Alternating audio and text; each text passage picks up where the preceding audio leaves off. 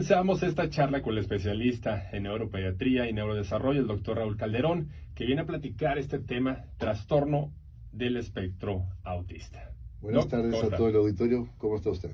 Gracias, doctor, por estar con nosotros. Trastorno del espectro autista. ¿Qué viene haciendo? Ok, eso se ha puesto en los últimos años de moda. Es un diagnóstico, ¿por qué? Porque ya es algo, se ha hecho, es increíble la cantidad de niños que están siendo diagnosticados con el trastorno del espectro autista. Entonces, para entender un poquito esto ¿qué viene siendo esto? Anteriormente había un manual que se llamaba Manual de Enfermedades Mentales, antes se llamaba Trastorno Generalizado del Desarrollo.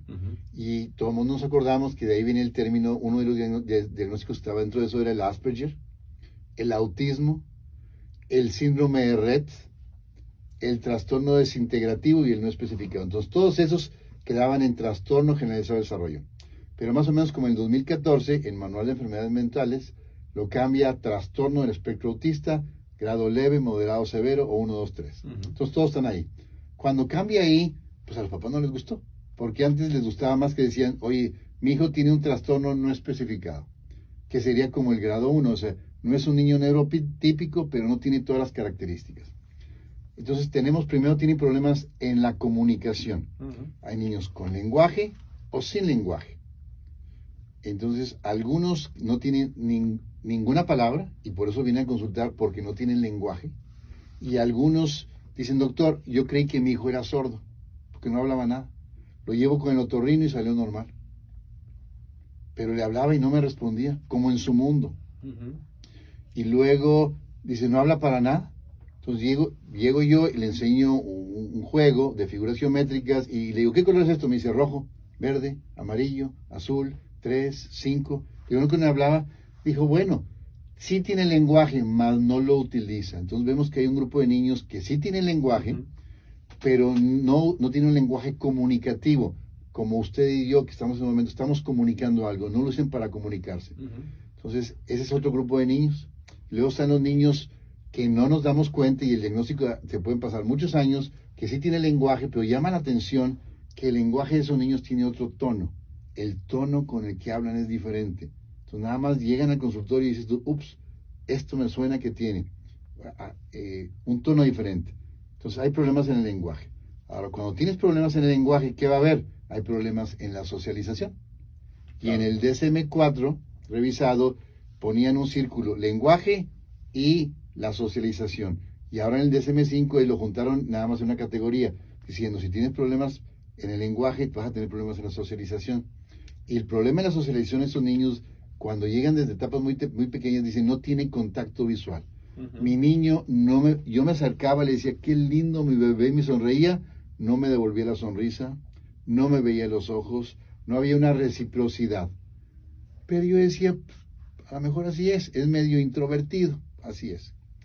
Entonces esa es la parte de la socialización. Sí. Como dicen algunos, cuando están más grandes, está en su mundo. Luego tenemos el otro área que son conductas repetitivas. Entonces vemos que hay un grupo de niños que aletean, como si fueran pajaritos, se ven las manos, tienen la mirada un poquito desviada hacia los lados.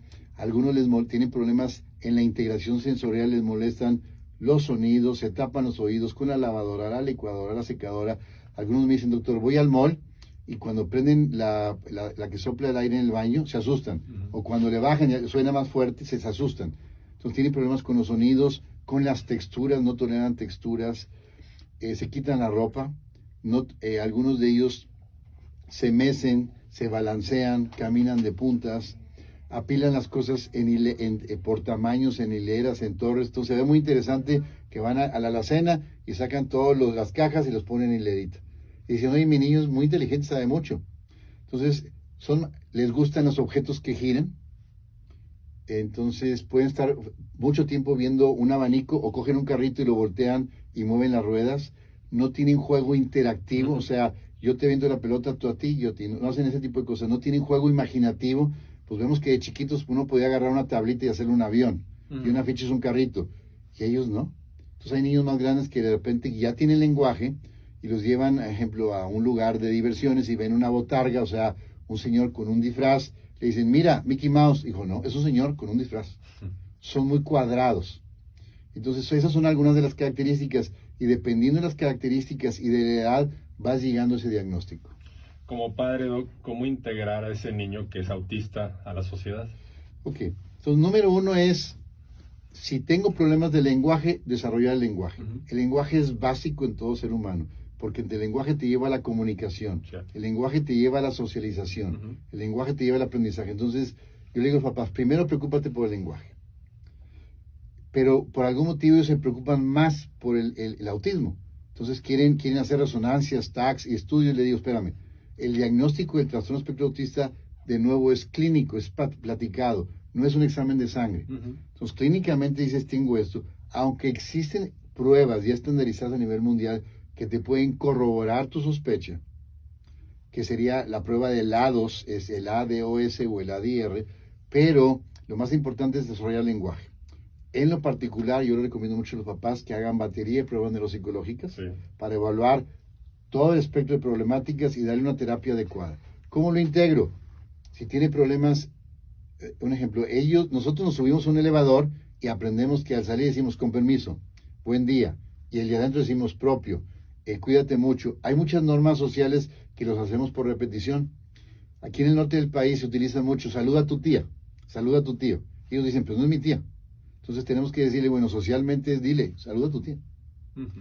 Di con permiso. Tenemos que enseñarle normas sociales para integrarle más a lo social. El con permiso. Hay un grupo de cosas que así debes de hacerlo, porque así es parte para integrarte en la sociedad. Entonces, identificar la problemática y trabajar con ellos.